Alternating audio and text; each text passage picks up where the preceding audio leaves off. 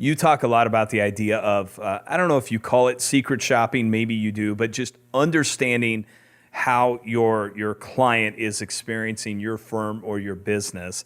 How would an advisor or business owner go about doing that? Really having an understanding of what the client experiences. You know, we I think it's human nature that we tend to look at our practice through our own, with our own blinders on. A few years back, I was speaking to a group of chiropractors and was talking about, the ultimate experience. And a few weeks later, I got a letter from a chiropractor, and he said, "I want to let you know that because my patients have back trouble, right? I always wanted to keep the parking spots closest to the door open for my patients."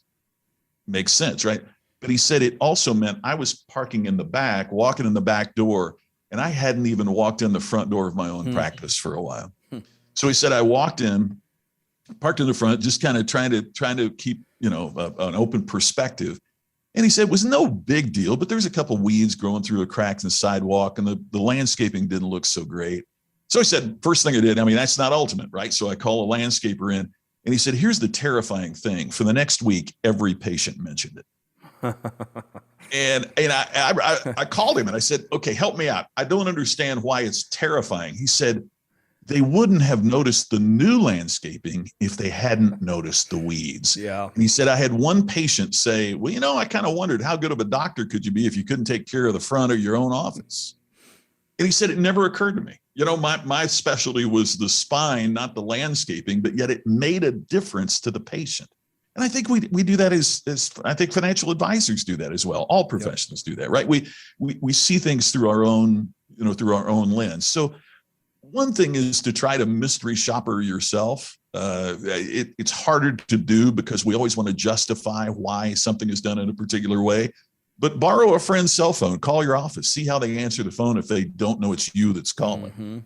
Listen in if somebody, get a friend to call and to ask some basic questions and listen in to how your team responds to that.